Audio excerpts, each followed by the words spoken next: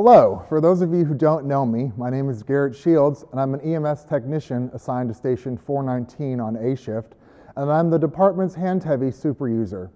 As you may be aware, the department transitioned to the new protocols and checklists version of the Handtevy app on January 22nd.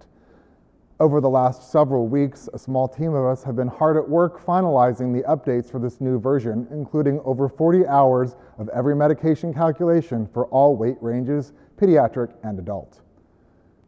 Over the next several months, we will be releasing several in-depth training videos covering some of the new features of the protocol and checklist version that will be available on Target Solutions.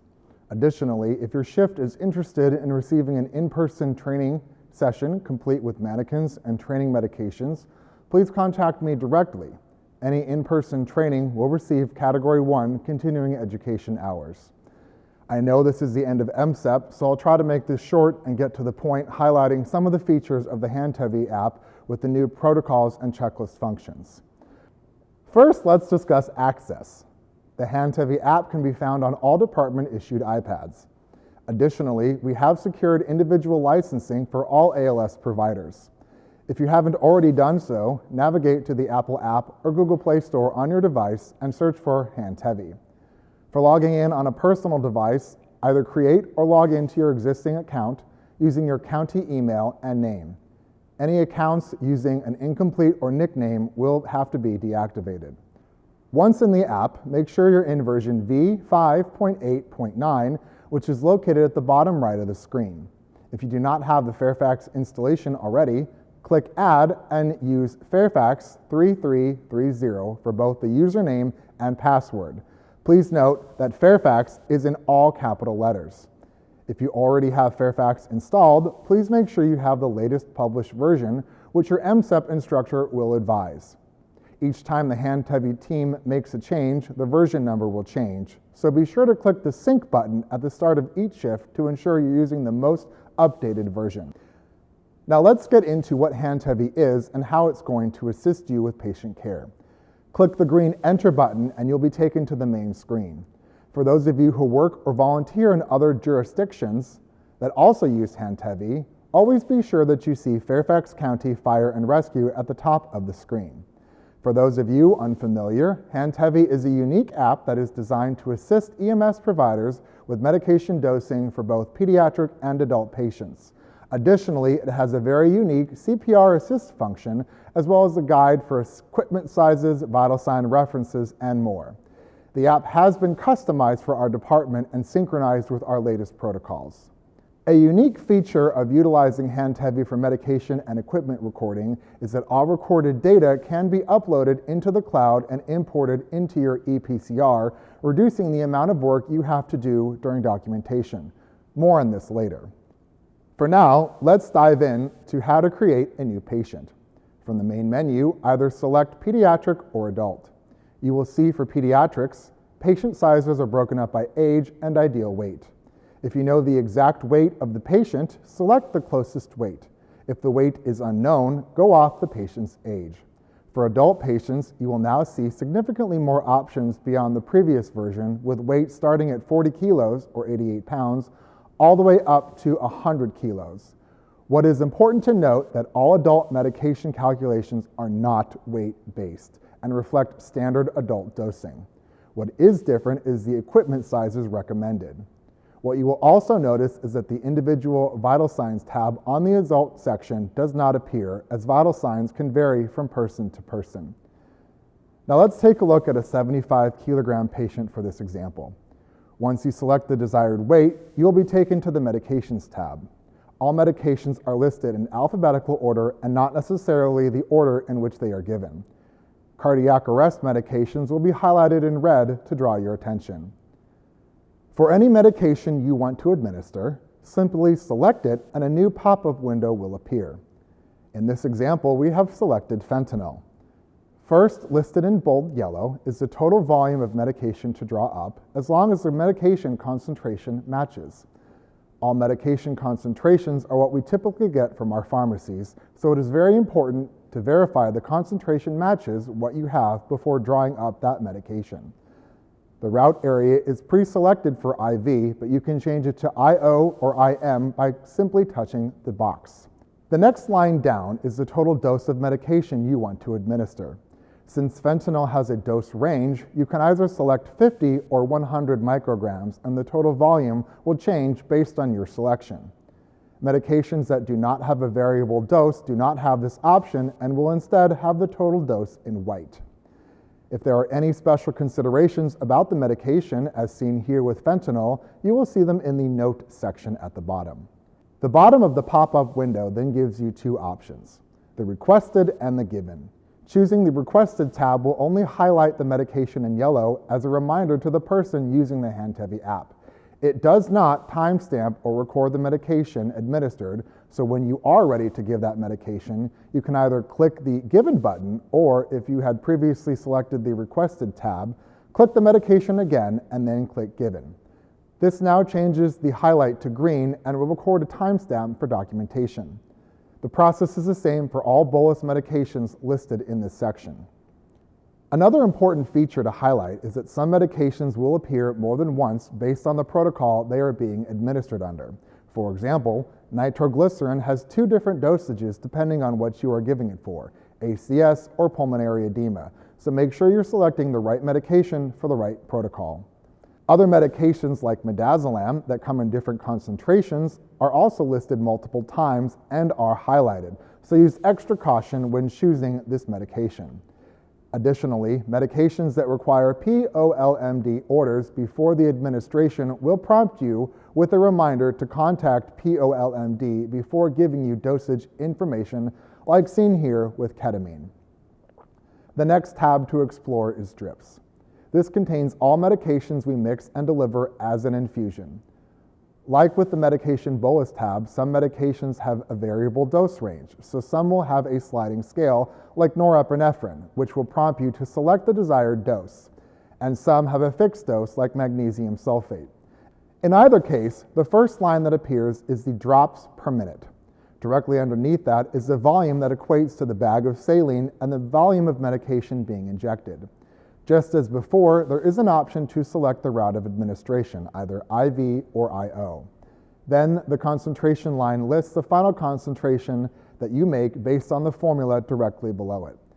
Again, in this example of magnesium sulfate for an eclamptic patient, mix 8 milliliters, which is 4 grams, of medication into a 100 milliliter bag of normal saline. The dose listed at the bottom is the total amount of medication being administered, assuming that you're giving the entire bag. In other medications that have a dose range, you will see the drip rate change based on the dose you select. The next tab here is the equipment section. Items are listed here from least to most invasive. Just as with medications, you can select them and either choose requested, successful, or unsuccessful. As before, choosing requested will only highlight them yellow and does not timestamp or transition them to an uploaded chart. Choosing successful or unsuccessful will timestamp and upload the information into the EPCR. Some equipment items will have multiple sizes to choose from, as with IV catheters, so it will require you to select the appropriate size before allowing you to choose successful or unsuccessful. Note that equipment may only be selected successful one time, so at the moment you will only be able to record one successful IV attempt. This does not affect the ability to record unsuccessful attempts at equipment, so if you record an unsuccessful IV attempt first, you can reselect it, choose successful, and the Handtevy app will record both attempts for you. The last section is the electrical tab. When you navigate here, you will see the recommended dose for defibrillation and synchronized cardioversion. Just like with all other tabs, you can select any of the therapies and record a shot given. However, since our Zoll monitor will record this data for you, we recommend that recording defibrillation or cardioversion attempts in Handtevy is not done to minimize the confusion of data when imported into your EPCR. Now that we have covered the basics of the adult section, let's navigate to pediatrics. You can do this one of two ways. If you accidentally selected an adult patient but realize the weight or age is off before you record anything, click on the hamburger icon menu at the top right, then choose Change Patient Age. This will bring you back to the weight menu where you can either select a different patient age or navigate to the pediatric tab where patients are listed from 2 to 35 kilograms. The other way is to choose Patients from the menu icon, which will take you back to the main page where you can either add a new patient or edit the patient you have not yet submitted. For now, I'm going to select a new pediatric patient at 4 years old or 17 kilograms. You will see that the age and weights are color-coded as you would find them on any length-based tape. These colors also coordinate with the labels on the ECR, or the Emergency Child Restraint, since there are 3 different sizes. But now, back to the 4-year-old. You will see all of the same tabs as adult with one addition, the Vital Signs tab. When you navigate here, you will be given a table of normal vital signs for a patient in this age and weight category. Navigating back to medications, every pediatric patient weight class will yield different medication dosages, as most every drug is weight-based. Most medication dosages and volumes have been rounded to the nearest 10th place for ease of use, but there are some exceptions where the dose and volume are to the nearest 100th place. This dose rounding has been approved by both of our medical directors. Note that you will not see all medications listed in the pediatric section until either the minimum age or weight of the patient is met, as you will see with Zofran in patients under 8 kilos and over 1 month old. Now let's navigate back to an adult patient so we can talk about the new protocol and checklist feature. Once you create a patient, you will see the protocol icon towards the top right of the screen. Selecting this will open up an expandable menu. It is modeled after our current protocol manual, and at the time of this video creation, you will need to scroll down to find the Adult Patient Care Protocol tab. Note that when you do this in the pediatric section, you will only see the plus icon for pediatric care protocols and not adults. With future updates, I'm hoping to move both of these to the top of the menu so it will be more easily accessible. Selecting this will give you a choice of the different protocols that we have. You can select one or more of the protocols, and when you hit apply, the medications listed for administration are listed under a subheading. If no medications appear, it is because there are no medications to be given under that specific protocol. In the case of abdominal pain, as seen here, medication for pain management would be listed under the pain management section. Next to each heading, you will see 2 or 3 icons. The icons seen here is the new checklist feature. Selecting this will bring up a checklist of items that should be performed for this specific protocol, as well as key considerations. Select the items you perform and click Done. At the moment, the items you select in the checklist will not transfer over into the EPCR. However, note they are still recorded and can be pulled if needed by an EMS supervisor through one of the Handtevy administrators. Note that not all protocols have a corresponding checklist at this time. The other, more simple way of navigating the protocols is to type it into the search bar at the top, which will filter down the entire protocols to the keywords you enter. The next icon is the PDF button. Clicking this in the corresponding heading will take you to the PDF version of the protocol where it is in the manual. This means that you can scroll up or down and navigate to other parts of our protocol manual. The other way to view the protocols is through the main menu icon and choose Protocols. This will give you the exact same expandable menu and links to PDF versions of each protocol. Back to the medication section. When one or more protocols are selected, the medications will be broken up into 2 separate tabs, the full list and the by protocol list. When a protocol is selected, it defaults to by protocol tab, but you can easily view all medications by selecting full list. Selecting a protocol will also create divisions in the drips and equipment tabs. So now you're done with the patient and you have selected all medications and equipment used. What now? Once you have selected at least one medication or intervention, a blue triangle icon appears towards the top right, which will bring you to the summary page. Review all treatments you performed, and if necessary, you can edit or delete them by selecting them. Once you're sure everything is correct, check the option that says all listings are correct and hit the Submit button.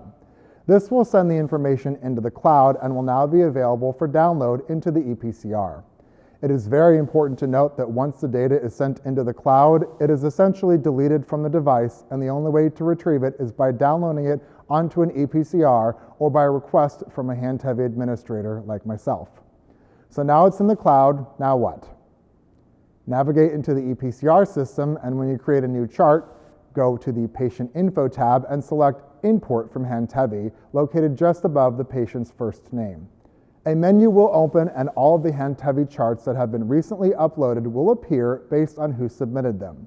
Since I have been working on this demo with my own device, Garrett Shields is listed, but had I been using the Unit iPad, Medic 419 or Engine 419 would appear.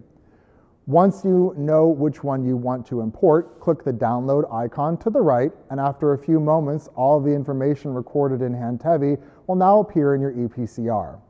If you had multiple devices on one call, for instance, the AFR started a chart and submitted info, and you on the transport unit created a chart, multiple charts can be uploaded into the EPCR. You'll just need to navigate back to the Patient Info tab and import from Handtevy again.